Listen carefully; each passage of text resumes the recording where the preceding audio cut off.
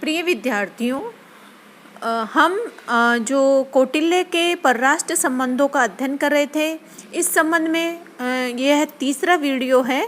पहले वीडियो में हमने कौटिल्य के परराष्ट्र संबंधों के सैद्धांतिक पक्ष, जिसमें मंडल सिद्धांत का अध्ययन किया। दूसरे जो वीडियो में परराष्ट्र संबंधों के सैद्धांतिक पक्ष और व्यवहारिक पक्ष में ही षाड्गुण्य नीति और दूत व्यवस्था का हमने अध्ययन किया। और आज हम परराष्ट्र संबंधों का व्यवहारिक पक्ष में जो गुप्तचर व्यवस्था भी आती है, इसका अध्ययन करेंगे। चक्षुओं अर्थात गुप्त दृष्टि रखने वाले स्त्री पुरुष को गुप्तचर कहते हैं। दूसरे शब्दों में, गुप्त रहस्यों को जानने वाले, भेदों एवं सूचनाओं को प्राप्त करने वाले, शत्रु की गतिविधियों का पता लगाने वाले, पदाधिकारियों, धर्मस्थ, प्रदेष्टा आदि की शुद्धता का पता लगाने वाले, प्रजा की मनः स्थिति का पता लगाने वाले स्त्री पुरुष को गुप्तचर कहा जाता है।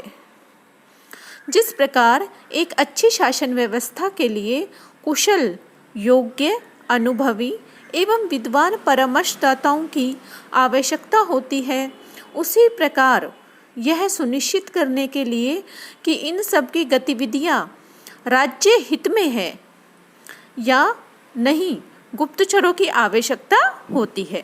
यानी राजा को राज्य में जो अमात्य आदि और भी जो प्रशासनिक अधिकारी हैं, वे अपना कार्य सही ढंग से कर रहे हैं या नहीं कर रहे हैं, इसकी वह गुप्त रूप से जो सूचनाएं जो है एकत्रित करवाता है और उनको गुप्तचर कहा जाता है।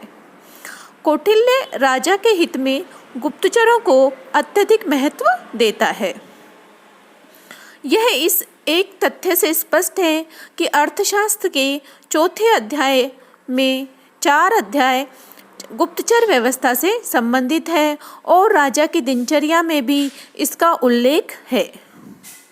वह कहता है कि गाय गंध से अर्थात सूंघकर देखती है, ब्राह्मण शास्त्रों से देखते हैं तथा राजा गूढ़ पुरुषों यानी गुप्तचरों के द्वारा देखता है और साधारण जन चक्षुओं से देखता है।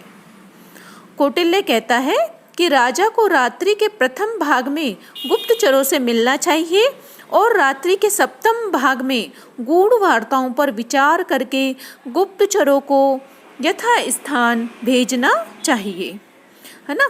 तो भाई राजा जो है वो किस तरह से अपनी प्रजा का ध्यान रखेगा, क्योंकि उसको तो सारी जगह तो वो जा नहीं सकता। इसीलिए गुप्तचर जो है वो राजा के आँख होते हैं। वो राजा इनके माध्यम से अपने जो राज्य में गुप्त सूचनाएं एकत्रित करवाकर प्रजा के कल्याण की जानकारी प्राप्त करता रहता है।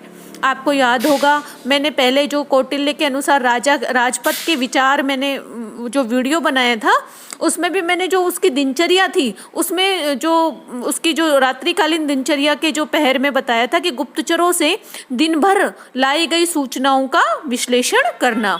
तो ये सब उसका गुप्तचर व्यवस्था राजा की दिनचर्या में ही भी सम्मिलित है कि वह जनकल्याण का पता लगाने के लिए समय समय पर गुप्तचरों पर रोजाना अपना जो है विश्लेषण करता है। उनकी रिपोर्ट क्या है, क्या स्थिति है, इसके बारे में विचार करके ही आगे अपनी नीति निर्धारित करता है।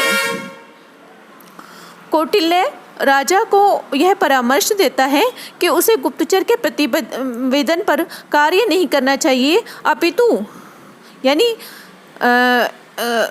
अनेक गुप्तचरों के प्रतिवेदन में संबंध स्थापित कर कार्य को सूचना सुनिश्चित करना चाहिए। यानी एक ही गुप्तचर की कही हुई बात को ही सही मानकर उसको तुरंत सही नहीं मान लेना चाहिए, अपितु कई अनेक गुप्तचरों के प्रतिवेदन को इसमें जांच करके फिर उनका सत्यापन करके ही अपना काम सुनिश्चित करना चाहिए। अब हम आते हैं कि गुप्तचरों में कौन कौन सी योग्यताएं होनी चाहिए। तो गुप्तचरों के लिए सबसे बड़ी योग्यता है कि वे राजभक्त हों, अनुभवी हों, कर्मनिष्ठ हों, नीतिज्ञ हों और साहसी हों। उन्हें अपने कर्तव्य के प्रति पूर्णतः जागरूक होना चाहिए। उन्हें अनेक विधाओं में सिद्ध होना चाहिए। तो इस प्रकार ये गुण जो है उनमें होने चाहिए। तो अब हम ये देखते हैं कि दूत व्यवस्था और गुप्तचर में क्या भेद है। दूत भी राजा के लिए संदेश लाता है, गुप्तचर भी लाता है, लेकिन इन दोनों को किस तरह से हम भेद कर सकते हैं। तो कौटिल्य दूत को एक प्रकार का गुप्तचर मानता है। इस पर भी वह दूत और गुप्तचर में भेद करता है। वह कहता है दूत जो है वो वैध व्यवस्था का अंग है ना, यानी वो प्रत्यक्ष रूप से अधिकृत जो है राजा का व्यक्ति है, जबकि गुप्तचर अवैध व्यवस्था का अंग है। यह गुप्तचर अवैध क्यों है? क्योंकि वो चोरी छुपे सूचना एकत्रित करता है, भेष बदल के अलग अलग तरीकों से, है ना। तो वो किसी के सामने नहीं आना चाहिए, इसलिए वो अवैध व्यवस्था का अंग है। दूसरी बात, जहाँ दूत के विशिष्ट उद्देश्य होते हैं वहाँ गुप्तचर के विविध उद्देश्य होते हैं। यानी दूत को किसी एक कार्य के लिए भेजा और वो कार्य करके आ गया, बस एक विशिष्ट उद्देश्य हो गया। लेकिन गुप्तचर जो है वो राज्य में चारों ओर फैलकर अलग अलग तरह की गतिविधियों पर वो ध्यान लगाते हैं, इसलिए उसके उद्देश्य विविध होते हैं। इन विविध उद्देश्यों के कारण ही गुप्तचरों को विविध नामों से पुकारा जाता है और वे विविध भेषों में रहते हैं। कैसे रहते हैं? जैसे तपस्वी के भेष में, सन्यासी के भेष में, घुमक्कड़ के रूप में, भाट के रूप में, इंद्रजालिक के रूप में, अपनी इच्छा से भ्रमण करने वाले के रूप में, और शकुन या विद्या वाले ज्योतिषी के रूप में, वैद्य के रूप में, उन्मत्त, गूंगे, बधिर, मूख या व्यापारी के रूप में, कारीगर, नट, भांड, छात्र, गरीब किसान, पशुपालक, अनाथ, विधवा आदि किसी भी भेष में राज्य में जिस जिस तरह के व्यक्ति पाए जाते हैं उनमें से किसी का भी वो भेष धारण करके राजा के लिए गुप्त सूचनाएं एकत्रित करते हैं। ठीक है, ये हमने देखा कि दूत व्यवस्था और गुप्तचर व्यवस्था में ये जो भेद पाया जाता है। अब देखते हैं कि गुप्तचरों के प्रकार, है ना। कौटिल्य ने अर्थशास्त्र में गुप्तचरों को 2 भागों में बांटा है। पहला संस्थागत गुप्तचर और दूसरा संतरी या संचार गुप्तचर, जो एक ही स्थान पर अपने साथ अनेक लोगों को संस्था के रूप में रखकर कार्य का संपादन करते हैं, उन्हें संस्थागत गुप्तचर कहते हैं, है ना। और जो संचरण करते हुए यानी घूमते हुए, भ्रमणशील रहते हुए अपने कार्यों का संपादन करते हैं, उन्हें संतरी गुप्तचर कहा जाता है। संस्था के रूप में रहने वाले गुप्तचर 5 प्रकार के होते हैं।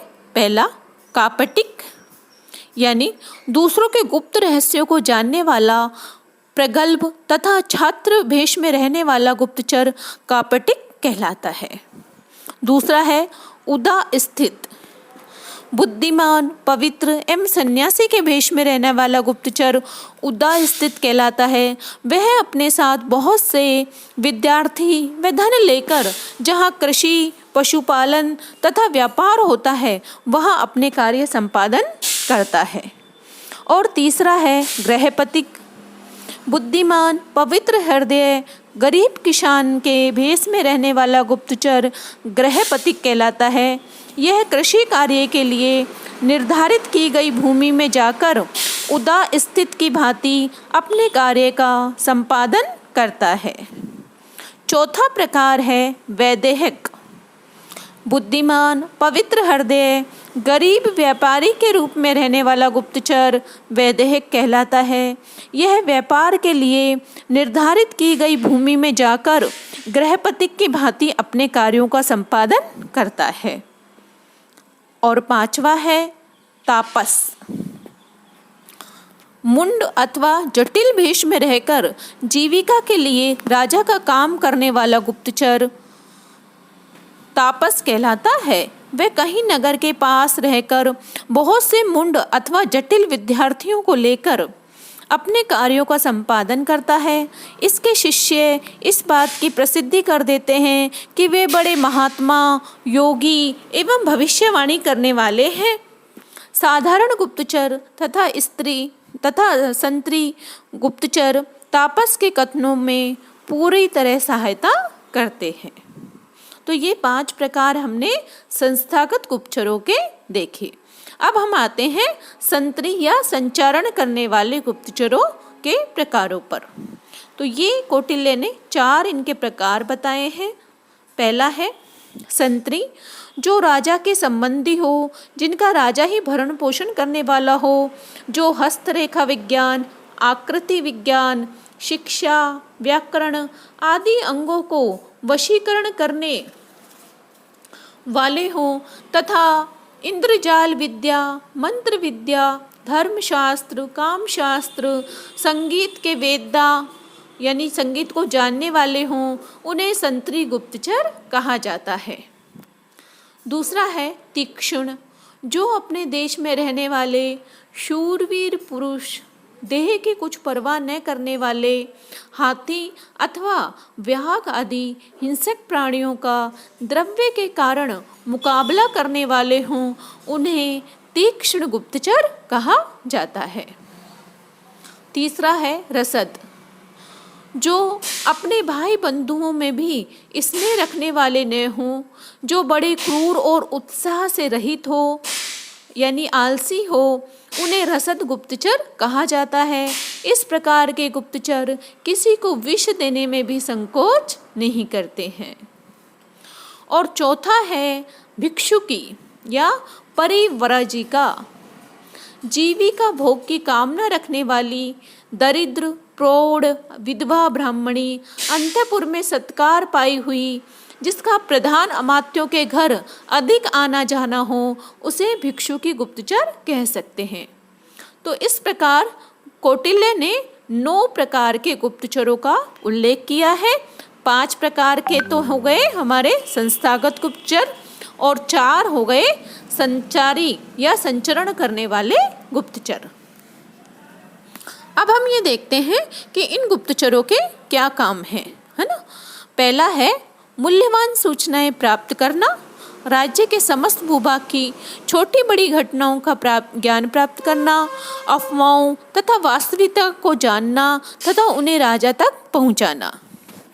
दूसरा है राज्य व्यवस्था में बाधा डालने वाले अवांछनीय तथा षड्यंत्रकारी तत्वों का पता लगाना, अर्थात बुराइयों का निराकरण करना तथा राज्य की राजनीतिक एकता, सुदृढ़ता और सामाजिक मेल मिलाप को बनाए रखने में सहयोग देना। तीसरा है अपने देश में शत्रु की गतिविधियों का पता लगाना तथा उसकी योजनाओं को विफल करना। चौथा है राज्य के अमात्यों की शुद्धता की जांच करना, अर्थात उनमें व्याप्त भ्रष्टता, उदासीनता तथा शत्रु के साथ उनके संबंधों का पता लगाना। पांचवा है प्रजा की मन स्थिति का पता लगाना, अर्थात लोगों में व्याप्त उपद्रव, क्रांति तथा अशांत भावनाओं का पता लगाना, उनका निराकरण करना तथा स्वस्थ जनमत के निर्माण में सहायता करना। छठा है कंटक और गूढ़ कंटक लोगों का पता लगाना, अर्थात दुष्ट लोगों का पता लगाना जो प्रजा को पीड़ित एवं आतंकित करते हैं। सातवां है शत्रु देश में भेद उत्पन्न करना, वहाँ की सेनाओं को फुसलाना, लोगों को गुमराह करना तथा अशांति पैदा करना। कोई राजा अपने ही देश में अपनी शक्ति को बनाए रखने के लिए गुप्तचरों से यह क्रियाएं करवा सकता है। और आठवां है राजनीतिक हत्याएं करवाना। तो इस प्रकार कौटिल्य ने जो है शासन को सुव्यवस्थित रखने, शांति स्थापित करने, राज्य की सेवाओं में सुधार करने, राज्य की एकता को बनाए रखने, विजय प्राप्त करने एवं शत्रु पक्ष को नष्ट करने में इस व्यवस्था को, गुप्तचर व्यवस्था का प्रयोग किया है।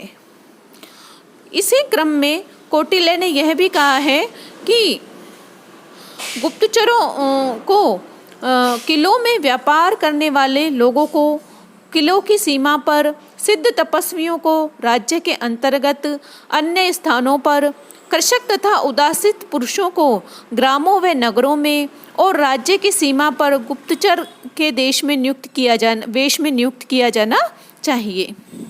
उनका मत है कि वनों में शत्रु की प्रत्येक गतिविधियों का पता लगाने के लिए वानप्रस्थी और वनवासी लोगों को गुप्तचर नियुक्त किया जाना चाहिए। दूसरी बात वो यह भी कहता है कि गुप्तचरों से प्राप्त की गई सूचनाओं का सत्यापन करना चाहिए। जैसे कि मैंने पहले भी कहा कि एक ही गुप्तचर के द्वारा लाई गई सूचना को ही सही मानकर अपना निर्णय नहीं लेना चाहिए, है ना। उसको गुप्तचरों की जो प्राप्त सूचना की सत्यता की जांच करने के पश्चात ही उसका निर्णय लेना चाहिए। उनके अनुसार जब 3 गूढ़ पुरुष जो एक दूसरे को न जानते हों एक ही प्रकार का प्रतिवेदन प्रस्तुत करे तभी उसे यथार्थ माना जाना चाहिए। और उनका मत है कि बारंबार परस्पर विरोधी प्रतिवेदन देने वाले गुप्तचरों को दंडित किया जाना चाहिए। तो इस प्रकार गुप्तचर व्यवस्था पर उनके जो विचार हैं वो काफ़ी व्यवहारिक हैं और उसके जो है काफ़ी विशद उनके बारे में उन्होंने वर्णन किया है। तो आज हमने इस तरह से कौटिल्य के परराष्ट्र संबंधों का समग्र अध्ययन किया, जिसमें सैद्धांतिक और व्यवहारिक दोनों पक्षों का विश्लेषण किया। और इसके बाद कह सकते हैं कि कौटिल्य अपने समय से बहुत आगे थे और उन्होंने इस संबंध में बहुत व्यवहारिक नीति अपनाने का निर्देश दिया है। धन्यवाद।